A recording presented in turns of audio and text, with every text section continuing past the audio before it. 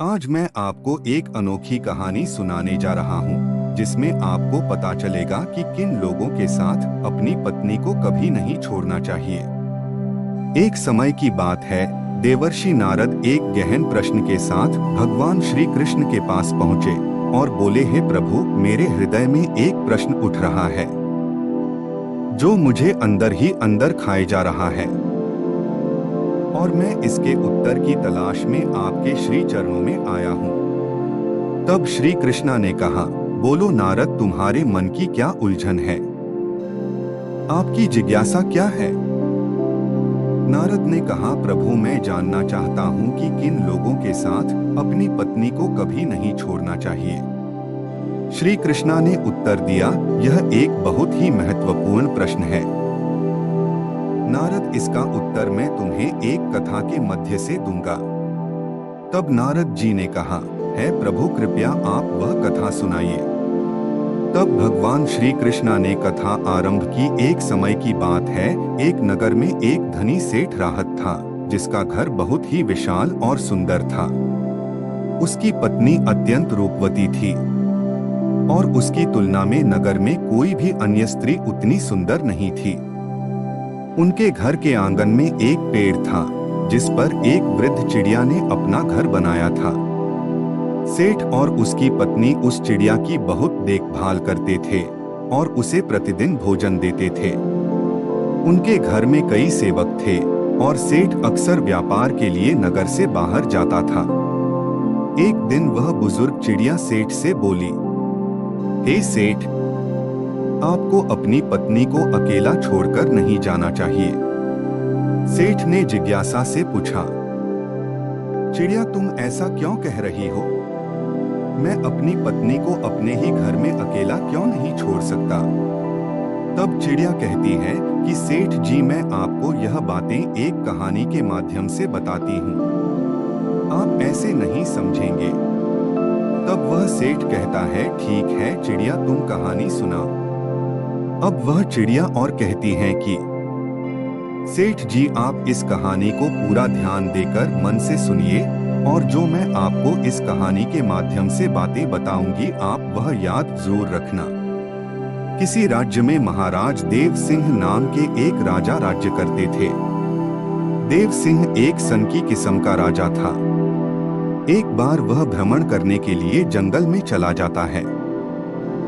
जंगल में घूमते घूमते उनकी मुलाकात एक संत महात्मा से हो जाती है।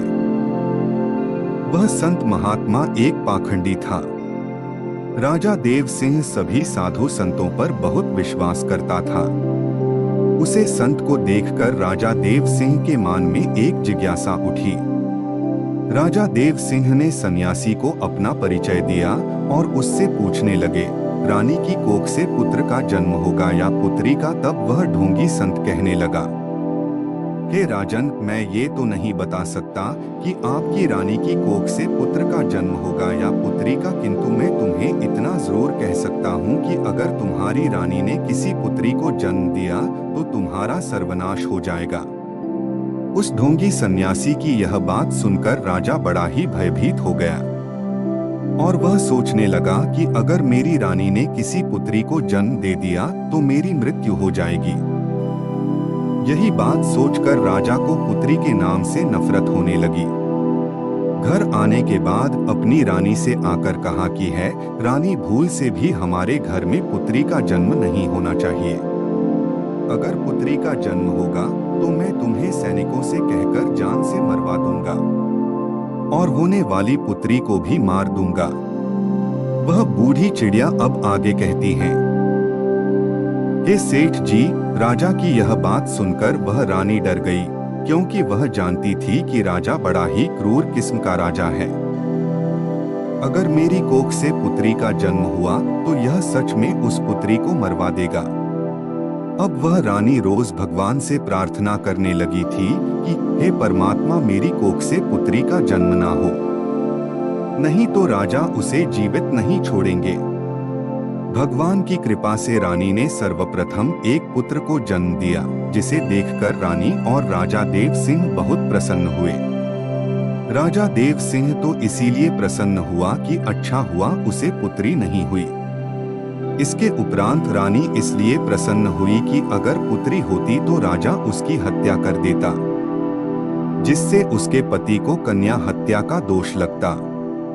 कुछ समय बाद जब रानी ने फिर से गर्भ धारण किया, उसके बाद बच्चे का जब जन्म होने का समय आया, तब उसी दौरान राजा को किसी जरूरी काम से दूसरे राज्य में जाना पड़ गया और उस राजा को लौटने में कई दिन लगने वाले थे। जाते समय राजा अपनी रानी से कह गया कि यदि तुम्हारे गर्भ से पुत्री का जन्म हो तो उसे सैनिकों से कहकर मरवा देना। मैं अपने पुत्री का चेहरा नहीं देखना चाहता।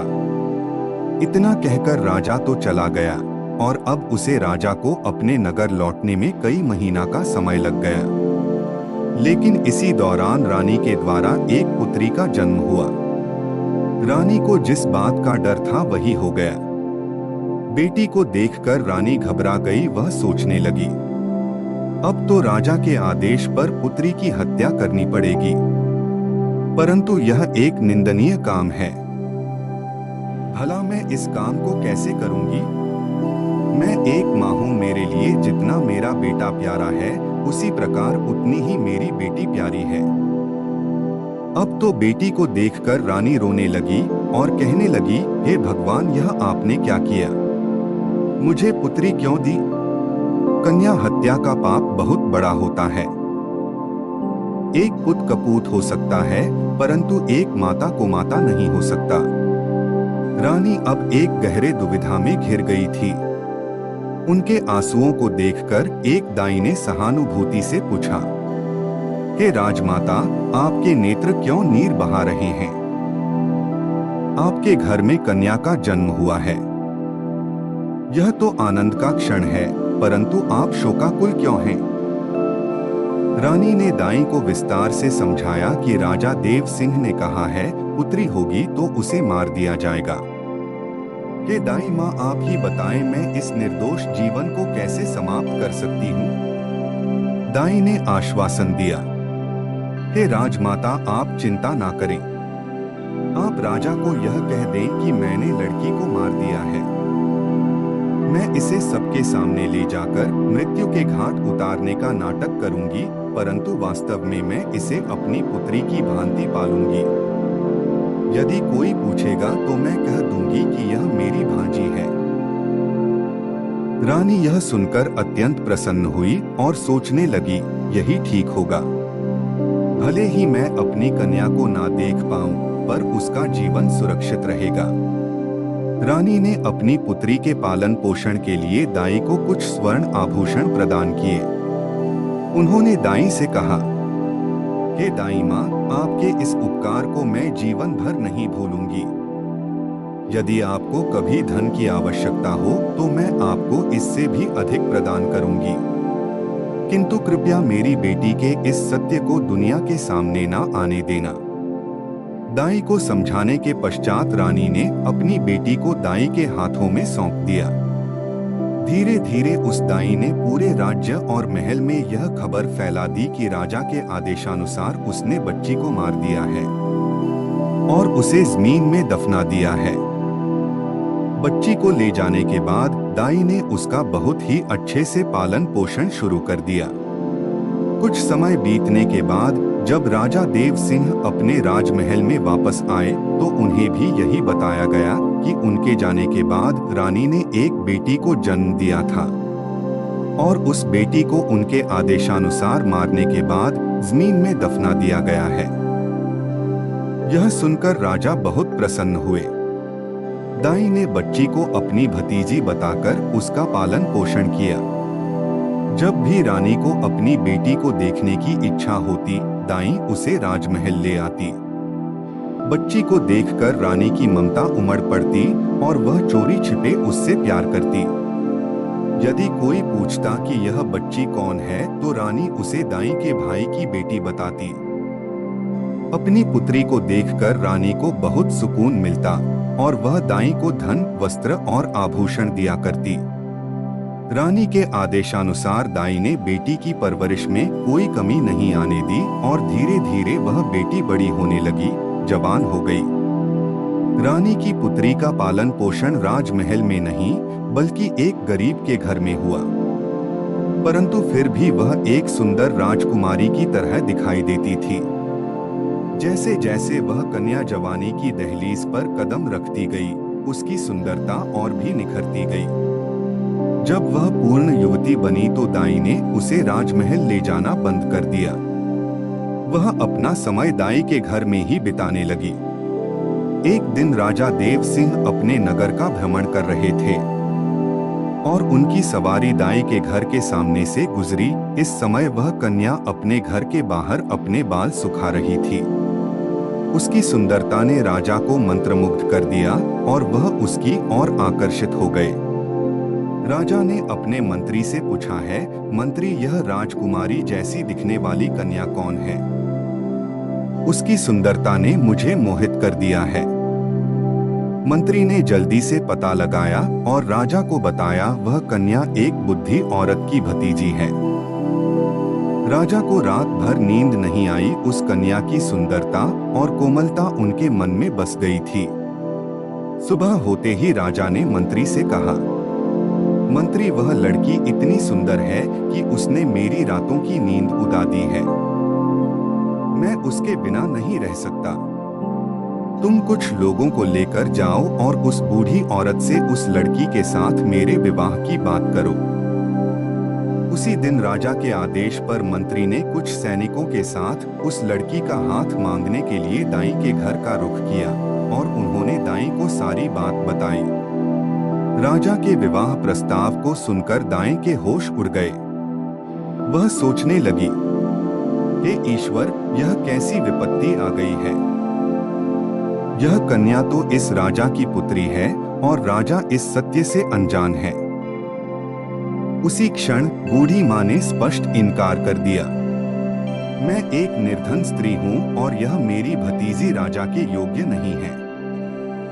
कृपया इस रिश्ते के लिए दोबारा मेरे द्वार पर न आए। मंत्री ने उत्तर दिया, तुम कैसी मूर्ख स्त्री हो। राजा के साथ अपनी पुत्री के विवाह का अवसर पाकर भी तुम इनकार कर रही हो।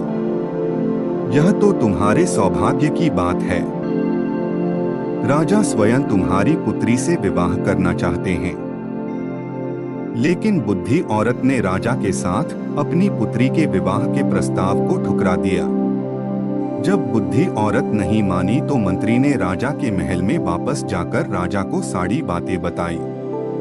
राजा ने गुस्से में आकर तुरंत ऐलान किया, बुद्धि औरत को दरबार में लाया जाए। राजा के सिपाही ने बूढ़ी औरत को बंदी बनाकर दरबार में लाया, जहां राजा के आदेश पर उसे कोड़े मारे गए, जिसे वह सहन नहीं कर पाई। कोड़ों की मार से व्यथित होकर बूढ़ी औरत ने राजा के समक्ष सच्चाई उजागर कर दी। उसने चीखते हुए कहा, हे महाराज, यह कन्या कोई और नहीं बल्कि आपकी ही सगी बेटी है। जब आपकी रानी ने मुझे इसे मारने के लिए दिया तो मैंने इसे मारना उचित नहीं समझा।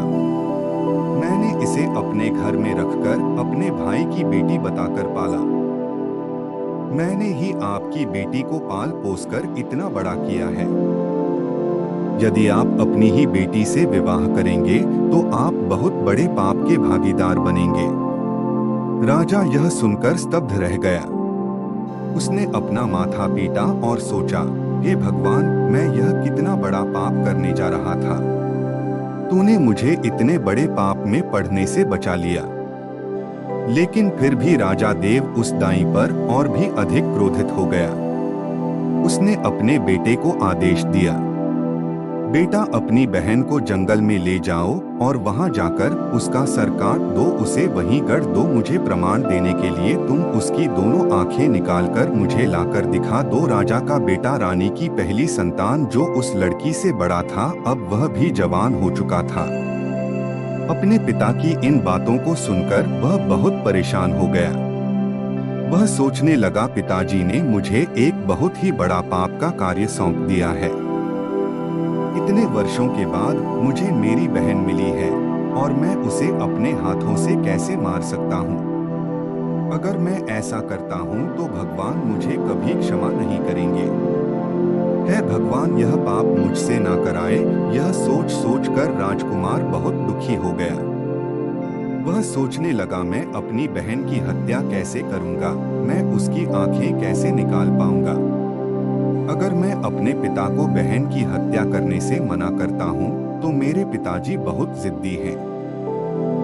वह मुझसे नहीं तो किसी और से कहकर मेरी बहन को अवश्य ही मरवा देंगे। मजबूर होकर राजकुमार अपनी बहन को लेकर जंगल की ओर चल पड़ा। जंगल में ले जाते समय भाई का प्यार बहन के प्रति उमड़ पड़ा और उसने अपनी बहन से कहा, मेरी प्यारी बहन, मैं किसी भी सूरत में तुम्हारा खात्मा नहीं कर पाऊंगा। मैं तुम्हें यहाँ अकेला छोड़ देता हूँ। अब तुम्हारी किस्मत तुम्हारे साथ है और अगर ईश्वर ने चाहा तो तुम निश्चित ही सुरक्षित रहोगी। बहन ने उत्तर दिया, भाई तुम मुझे मार दो और मेरी आंखें निकालकर पिताजी को दिखा दो। अगर तुम ऐसा नहीं करोगे तो पिताजी तुम्हें भी सजा देंगे।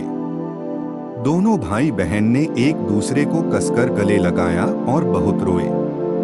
उनके दिल पर दुखों का बोझ भारी पड़ रहा था। लेकिन अंत में राजकुमार ने फैसला किया कि वह अपनी बहन को नहीं मारेगा। उसने अपनी बहन को समझाया, बहन, मैं तुम्हें इस जंगल में छोड़ रहा हूँ। ईश्वर की मर्जी जो होगी वही होगा। मैं पिताजी को कोई बहाने बना दूंगा।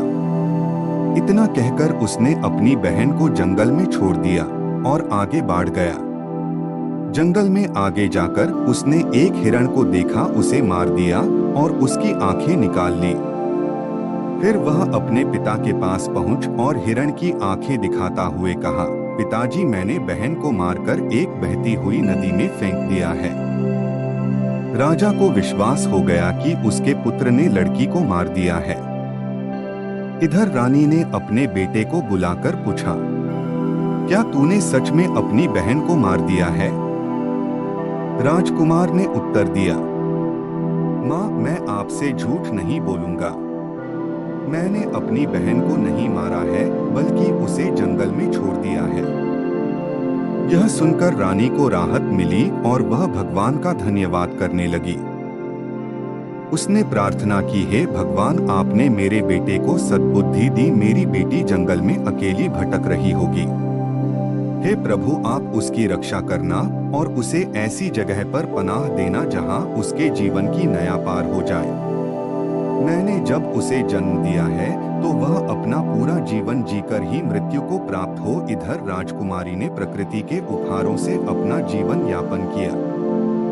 वृक्षों के फल और जंगली फूलों को खाकर वह अपने दिन बिताती। उसके वस्त्र फट चुके थे और वह अर्धनग्न अवस्था में जंगल में भटक रही थी। वह घनी झाड़ियों में छिपकर रात बिताती। एक दिन दूसरे राज्य के राजा सुधर्मा शिकार के लिए उसी जंगल में आए।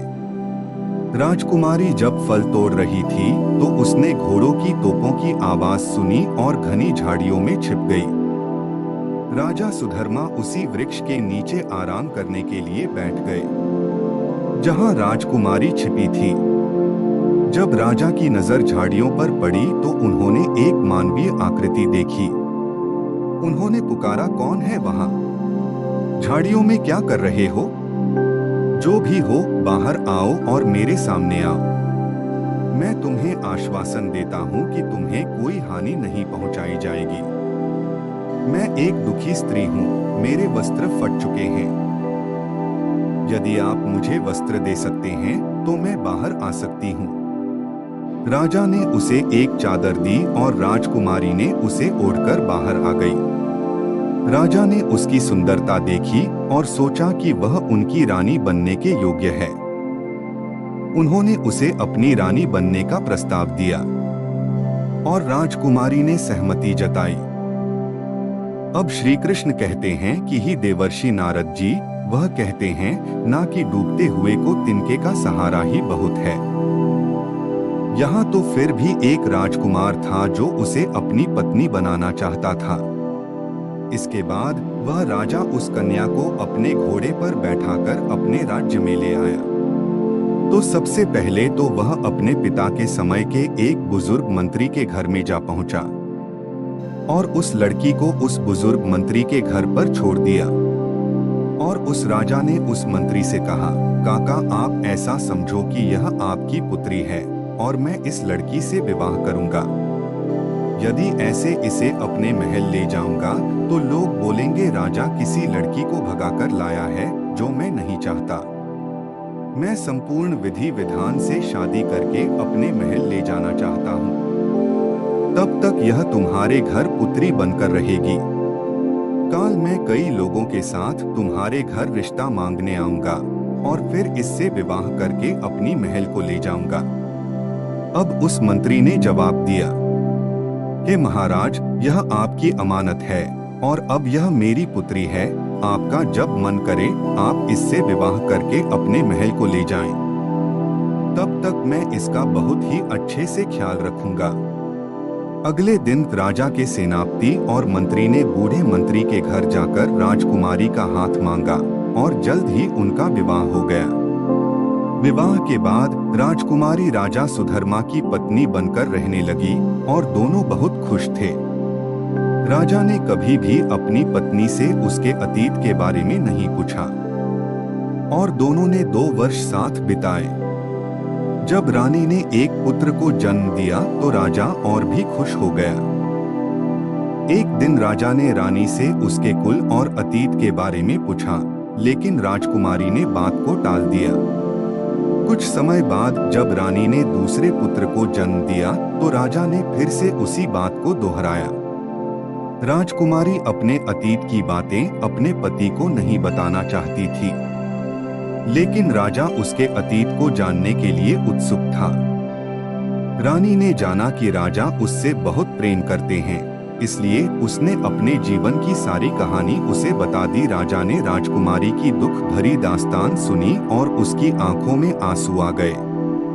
राजा ने रानी से कहा कि वह उसे उसके पिता से मिलाने ले चलेंगे, लेकिन राजकुमारी ने पहले तो इनकार कर दिया। राजा के अनुरोध पर रानी अपने पिता से मिलने के लिए तैयार हो गई। अगले दिन राजा सुधर्मा ने राजा देव सिंह के यहाँ जाने का निश्चय किया, लेकिन एक महत्वपूर्ण कार्य के कारण उन्हें दूसरे शहर जाना पड़ा। राजा ने अपने मंत्री और सेनापति को रानी और दोनों बच्चों के साथ राजा देव सिंह के राज्य की ओर रवाना कर दिया। राजा ने रानी को समझाया कि वह उसके पहुंचने से पहले वहां पहुंच जाएंगे। इस प्रकार राजा सुधर्मा का मंत्री और सेनापति कुछ सेना के साथ राजकुमारी को लेकर देव सिंह के राज्य की ओर चल पड़े। राजा सुधर्मा के राज्य से राजा देव सिंह के राज्य तक की दूरी काफी अधिक थी, इसलिए उनकी यात्रा में शाम ढल गई और उन्होंने रात्रि विश्राम के लिए एक स्थान पर तंबू लगाने का निर्णय लिया। जहां राजकुमारी का तंबू लगाया गया था, वहीं मंत्री ने भी अपना तंबू स्थापित कर दिया। राजकुमारी ने मंत्री से कहा कि वह एक राजा की बेटी और एक यशस्वी राजा की पत्नी है और उसे उचित नहीं लगता कि मंत्री उसके बगल में अपना तंबू लगाए। मंत्री ने उत्तर दिया, उन्हें राजा के आदेश पर उनकी और उनके बच्चों की देखभाल के लिए भेजा गया है। रात्रि के एक दूसरे पहर में वह चालाक मंत्री चुपके से राजकुमारी के शिविर में प्रवेश कर गया। जैसे ही मंत्री ने शिविर की दहलीज पार की, राजकुमारी ने तत्परता से उठकर खुद को संभाला और मंत्री के नापाक इरादों को भांप लिया। उसे यकीन हो गया कि मंत्री के दिल में कुछ तो काला है। राजकुमारी ने फिर तेज आवाज में चेतावनी दी, सावधान, अगर तुमने मुझे हाथ भी लगाया तो मैं तुम्हें दंड दूंगी। तुम इस शिविर से तत्काल निकल जाओ। उसने मंत्री को बार बार शिविर छोड़ने को कहा, परंतु मंत्री ने उसकी एक ना सुनी और धीरे धीरे उसकी ओर बढ़ता रहा। राजकुमारी ने फिर कहा, अरे दुष्ट, क्या तुम्हें पता नहीं कि तुम क्या करने जा रहे हो? अगर तुम्हें अपनी भलाई प्यारी है तो अभी इस शिविर से बाहर चले जाओ। लेकिन मंत्री ने राजकुमारी की बातों को अनसुना कर दिया। तब राजकुमारी ने अपने बड़े पुत्र को मंत्री के सामने खड़ा किया और भगवान और पुत्र की दुहाई देते हुए मंत्री को कसम दिलाई। परंतु मंत्री के मन में वासना का जहर घुल चुका था और वह वासना की अंधी गलियों में खो चुका था। उसकी आंखों के सामने सिर्फ रानी का हसीन चेहरा था। फिर वह मंत्री आगे बढ़ा और अपनी तलवार निकालकर राजकुमारी के पुत्र का सिर काट दिया। राजकुमारी ने अपने पुत्र की दुर्दशा देखकर विलाप किया। उसे समझ आ गया कि यह दुष्ट मंत्री अब नहीं मानेगा, इसलिए उसने अपनी इज्जत बचाने का निश्चय किया। रानी ने फिर एक चाल चलते हुए कहा, रुको, मैं अभी आती हूँ। मुझे मूत्राशय करना है, उसके बाद आप जो चाहे मेरे साथ कर लेना। इतना कहकर वह शिविर से बाहर निकली और जंगल की ओर भाग गई। सुबह तक वह झाड़ियों में छिपी रही और जब सुबह हुई तो वह अपने शिविर में वापस आई। लेकिन वहां उसने अपने पुत्र का शव देखा। अपने पुत्र की दुर्दशा देखकर रानी का दिल और भी टूट गया। लेकिन वह अब क्या कर सकती थी? उसे दुष्ट मंत्री के सामने राजकुमारी असहाय हो गई। अपने पुत्र की दुखद मृत्यु का शोक मन में छिपाए वह अपने साथियों के साथ आगे बढ़ चली। जब शाम ढली और सभी ने अपने डेरे लगाए, तब राजकुमारी के डेरे के निकट सेनापति ने भी अपना डेरा जमाया। राजकुमारी ने सेनापति को बुलाकर निवेदन किया, हे सेनापति, कृपया अपने डेरे को यहाँ से दूर स्थापित करो। सेनापति ने उत्तर दिया, हे राजकुमारी, राजा ने मुझे आपकी सुरक्षा का उत्तरदायित्व सौंपा है। राजकुमारी ने उसे बार बार मना किया, परंतु सेनापति ने भी मंत्री की भांति उसकी एक ना सुनी और अपना डेरा वहीं बनाए रखा। राजकुमारी को फिर से सब कुछ समझ में आ गया था। इस चिंता में वह पूरी रात सो नहीं पाई। आधी रात को वासना से विचलित सेनापति ने राजकुमारी के डेरे में प्रवेश किया। राजकुमारी ने उसे ललकारते हुए कहा, हे सेनापति, क्या तुम नहीं जानते कि मैं कौन हूँ? मैं एक राजा की पत्नी और पुत्री हूँ। इसे जानते हुए तुम मेरे डेरे में क्यों आए हो? अभी तुरंत बाहर निकल जाओ। परंतु वह कुटिल सेनापति हंसते हुए आगे बढ़ा। राजकुमारी के बार बार निवेदन करने के बावजूद सेनापति ने उसकी बात नहीं मानी। जब वह राजकुमारी की ओर बढ़ने लगा तो राजकुमारी ने अपने छोटे बेटे को उसके सामने खड़ा किया और कहा, हे धूर्त, मुझे मेरे बेटी की कसम है, अगर तूने मेरे बुरी नजर डाली तो मैं तेरा सर्वनाश कर दूंगी। सेनापति ने तलवार निकाली और उस छोटे बेटे का सिर काट दिया। राजकुमारी ने कहा, हे सेनापति, थोड़ी देर रुको, मैं अभी आती हूँ। फिर आपका मन जो करे वह कर लेना। इसके बाद वह डेरे से बाहर निकली और जंगल की ओर भाग गई। जब वह रानी थोड़ी दूर गई तो उसे एक गहरी नदी दिखाई दी। राजकुमारी ने मन में दृढ़ निश्चय किया कि अब जब उसकी संतान ही नहीं बची तो वह जीकर क्या करेगी। उसने मरने का निश्चय किया और नदी में कूद पड़ी, परंतु नदी के पानी का बहाव इतना तेज था, जैसे ही रानी उस नदी में कूदी तो पानी का बहाव उसे एकदम खींच ले गया और जंगल के एक छोर में वह रानी नदी में बहती हुई जा रही थी। नदी में बहते बहते वह जंगल के नदी के किनारे जा पहुंची। अब सुबह हो चुकी थी। वहां पर दो सन्यासी महात्मा उसी नदी में अपने गुरु के वस्त्र को धोने के लिए आए थे। उसी समय उन सन्यासी शिष्यों ने देखा कि कोई औरत इस नदी में बहते हुए उनकी तरफ आ रही है। तो उन दोनों योगियों ने रानी को पकड़कर बाहर निकाल लिया। जब रानी को होश आया तो राजकुमारी के पैरों तले जमीन खिसक गई। अब राजकुमारी मन में सोचने लगी कि उस मंत्री और सेनापति से तो मुझे जैसे तैसे छुटकारा मिल गया, लेकिन अब इन योगियों ने मुझे घेर लिया है। जैसे ही दो योगियों ने राजकुमारी को पकड़ा तब तक वहां 4 सन्यासी महात्मा और आ पहुंचे। अब तो राजकुमारी और भी ज्यादा डर गई। वह सोचने लगी, अब तो मैं यहाँ पर और भी बड़ी मुसीबत में फंस गई। उसकी सुंदरता ऐसी थी कि जो भी उसे देखता वह मोहित हो जाता। सन्यासी आपस में लड़ने लगे, एक दूसरे को धक्का देते हुए कहने लगे कि राजकुमारी उनकी है। अंत में एक संत ने सोचा कि इस तरह से तो कोई हल नहीं निकलेगा। उन्होंने तय किया कि राजकुमारी को उनके गुरु के पास ले जाएंगे, जो इस मामले का फैसला करेंगे। गुरु के पास पहुंचकर योगियों ने अपनी इच्छा जाहिर की। गुरु ने अपने शिष्यों को एक स्त्री के पीछे लड़ते देखा और समझाने लगे।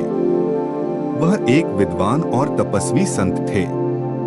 उन्होंने राजकुमारी को देखते ही समझ लिया कि वह राजघराने से है। उन्होंने शिष्यों को समझाया कि वे उसे अपनी बहन के रूप में स्वीकार करें, जिससे उनकी जिंदगी बदल सकती है। शिष्यों ने गुरु की बात मानी और रानी को अपनी बहन बना लिया। वे सभी रानी के पिता राजा देव सिंह के राज्य में रहते थे। अब राजकुमारी को पता चल गया था कि वह अपने पिता के राज्य में प्रवेश कर चुकी है। यहाँ के राजा उसके पिता देव सिंह है। अब रानी उन्हीं महात्माओं के आश्रम पर रहने लगी। महात्मा उसे अपनी बहन की तरह रखते थे। उधर राजा सुधर्मा भी अपने मंत्री और सेनापति और सेना से आकर मिला तो उसने अपनी पत्नी और बच्चों को वहां पर नहीं देखा। अब उस राजा ने आकर के सेनापति और मंत्री से अपनी पत्नी और बच्चों के बारे में पूछा तो मंत्री और सेनापति एक साथ एक स्वर में मिलकर बोलने लगे, महाराज मुझे क्षमा करना, आपकी जो रानी थी पर रानी नहीं बल्कि एक डायन थी। उसने आपके दोनों बच्चों को मार करके भाग गई। उन्होंने इस प्रकार से कहा कि राजा सुधर्मा को विश्वास हो गया। अब वह राजा सोचने लगा, अगर कोई झूठ बोलेगा तो एक बोलेगा, दूसरा क्यों बोलेगा? अब तो हम उसके पिता राजा देव सिंह के राज्य जरूर जाएंगे। अतिशीघ्र सभी लोग राजा देव सिंह के राज्य में चलिए। उधर तो राजा सुधर्मा अपने सेनापति और मंत्री के साथ अपनी पत्नी के पिता के पास जाता है। इधर राजकुमारी ने अपने 6 भाइयों से कहा, जो उस समय योगी के रूप में थे, कि मेरे प्यारे भाइयों, तुम सभी राजा के पास जाओ और उनसे कहना, अगर राजा किस्सा सुनना चाहे तो हमारी बहन उनको किस्सा सुना सकती है। यदि राजा किस्सा सुनना चाहेंगे तो वह हमें दरबार में बुलाएंगे। राजकुमारी को पता था कि उसके पिता को किस्सा सुनना बहुत अच्छा लगता है। अब तो वह 6 योगी भिक्षा मांगने के बहाने राजा देव जी के दरबार में पहुंच गए। उन्होंने राजकुमारी के द्वारा कही गई बात राजा के सम्मुख जाकर के कह दिया।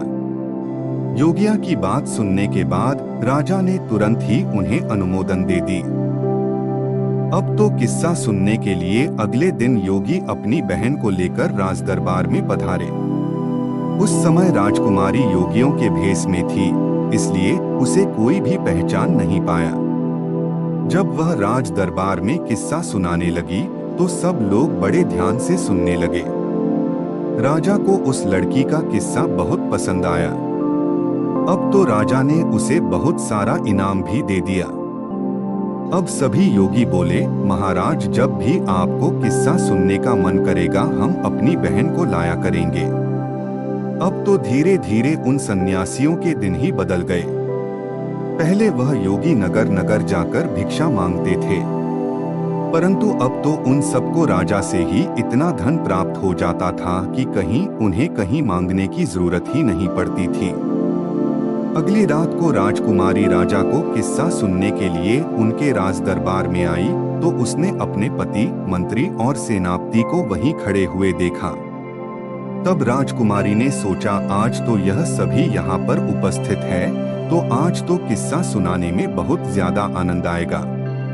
तब राजकुमारी पर्दे की आड़ में अपनी जगह पर आकर बैठ गई और अपने बाप से कहने लगी, है राजा साहब, आज मैं आपके लिए एक बहुत ही दर्द भरी कहानी लेकर आई हूँ। यदि कहानी को प्रारंभ करने से पहले किसी को कोई जरूरी काम है तो आप अभी दरबार से उठकर उसे कराइए। किस्सा सुनाने के दौरान यदि कोई व्यक्ति बीच में से जाएगा तो मैं उसी समय अपना किस्सा सुनना बंद कर दूंगी। अब उस राजा ने जवाब दिया, बेटी तुम अपना किस्सा सुनाओ, तुम जैसा कहोगी हम वैसा ही करेंगे। किसके बीच में से इस दरबार में से कोई उठकर नहीं जाएगा। अब तो राजा और दरबार के सभी दरबारी किस्सा सुनने के लिए बैठ गए। अब उन सभी में उसका पति और वह विश्वासघाती मंत्री और सेनापति भी थे। अब तो राजकुमारी ने राजा के दरबार में अपना किस्सा शुरू कर दिया। अब वह कहने लगी, हे सभा के लोगों, इस कहानी को ध्यान से सुनना। अब वह राजकुमारी किस्सा सुनाने लगी। किसी देश में एक राजा रहता था जो बहुत ही जालिम राजा था। उस राजा को अपनी पुत्री से बहुत ज्यादा नफरत थी। एक दिन जब राजा के यहाँ एक कन्या का जन्म हुआ तो उसने अपनी बेटी को अपने पुत्र के हाथों जंगल में मरवाने का आदेश दिया। राजा ने अपने पुत्र को आज्ञा दी कि वह उस कन्या को मारकर उसकी आंखें निकाल ले। राजा देव सिंह ने जब यह कहानी सुनी तो उन्हें एहसास हुआ कि यह उनकी ही कहानी है। खुशी से भरकर देव सिंह ने योगियों की ओर मोतियों की माला फेंकते हुए कहा, इस किस्से को अंत तक सुनाया जाए। रानी के किस्सा सुनाने पर राजा की आंखों में आंसू आ गए, क्योंकि उन्हें अपनी करनी पर पश्चाताप हो रहा था। फिर राजकुमारी ने बताया कि जब उसका भाई उसे मारने के लिए जंगल में ले गया तो उसने अपनी सगी बहन को नहीं मारा। उसने उसे जंगल में छोड़कर वापस लौटाया। यह जानकर राजा थोड़ा प्रसन्न हुआ और सोचने लगा कि शायद उसकी पुत्री आज भी जीवित हो सकती है। राजकुमारी ने अपनी कहानी जारी रखी।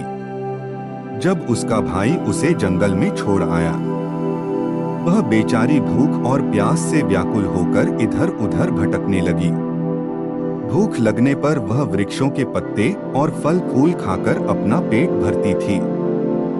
इस तरह से अपने आप को जीवित रखती थी।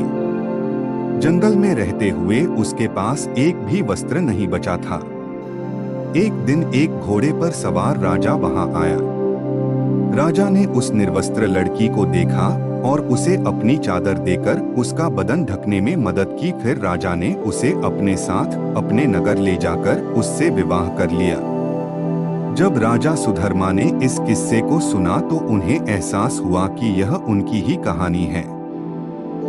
खुशी से उन्होंने योगियों की ओर मोतियों की माला फेंकी और कहा, यह किस्सा अंत तक सुनाया जाए। राजकुमारी ने आगे कहा, वह लड़की एक राजा की रानी बन चुकी थी और उसकी कोख से 2 पुत्रों ने जन्म लिया। एक दिन उसके पति ने उससे उसके जीवन की पूरी घटना पूछी। उसने अपने पिता की करतूतें अपने पति को बताई, जिसे सुनकर उसका पति दुखी हुआ। वह दिल का अच्छा इंसान था। यह जानकर कि उसकी पत्नी एक राजा की पुत्री है, उसने उसे उसके पिता से मिलाने का निश्चय किया। लेकिन उसने एक गलती की, उसने अपनी पत्नी और बेटों की सुरक्षा के लिए स्वयं नहीं जाकर मंत्री और सेनापति को उनके साथ भेज दिया। यह उस राजा की सबसे बड़ी भूल थी।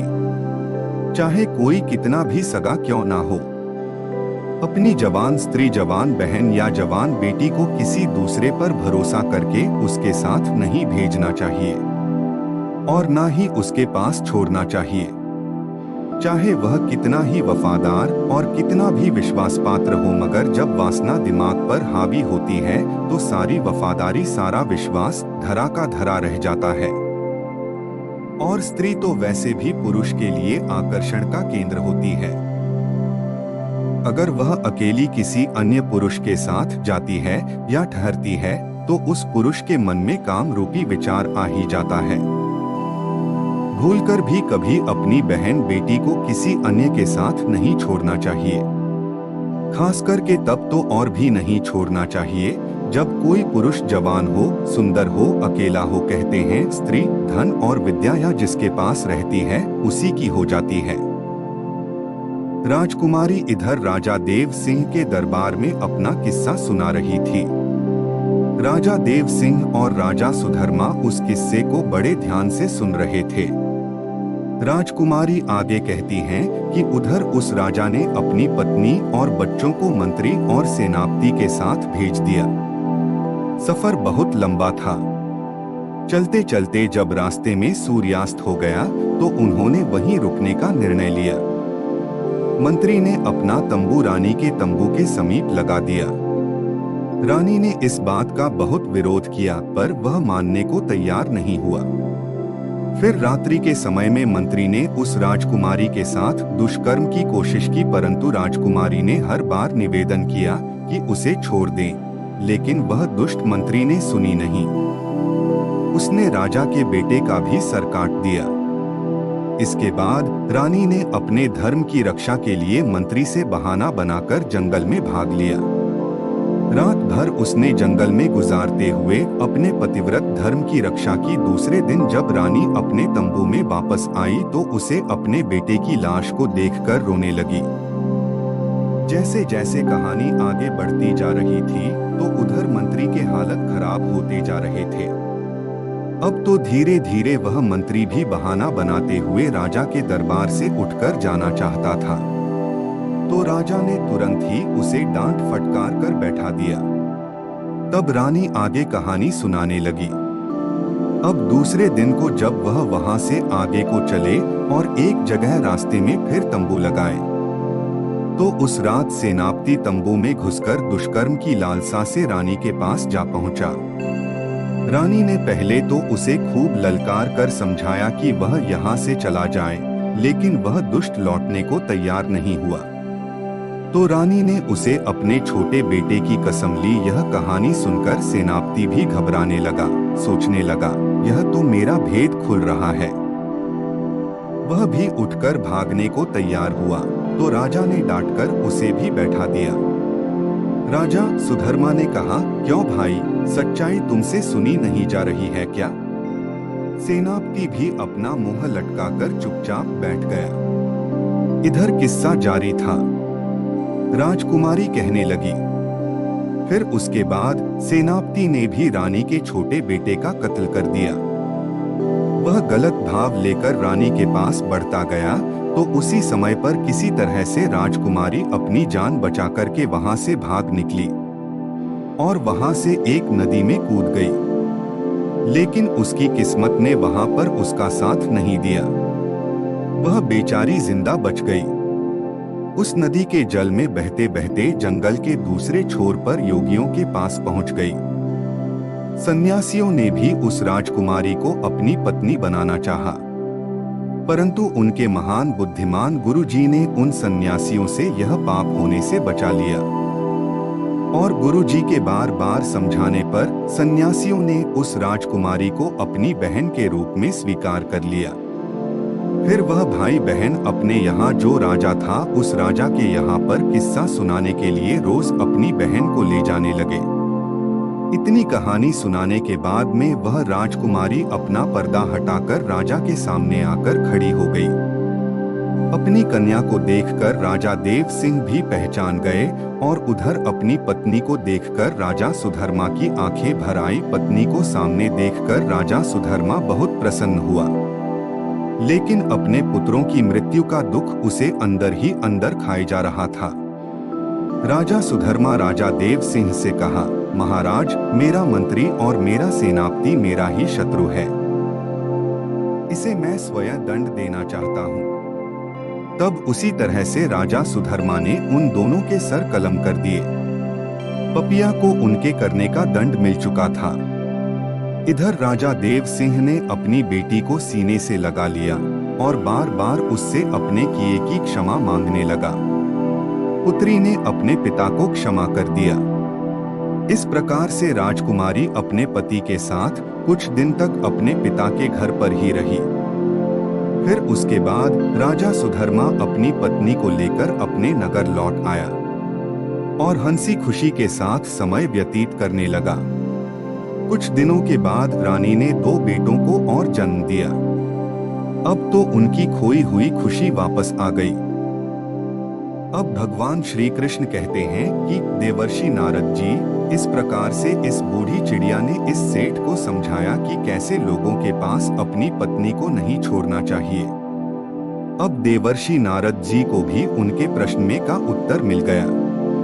मित्रों कहते हैं ना कि अगर भगवान किसी के पक्ष में होता है तो कोई भी उसका बाल बांका नहीं कर सकता। चाहे कोई कितना भी प्रयास कर ले, कोई उसे मार नहीं सकता।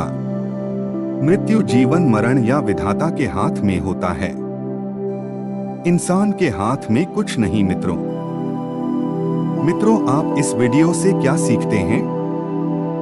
कमेंट कर जरूर बताएं।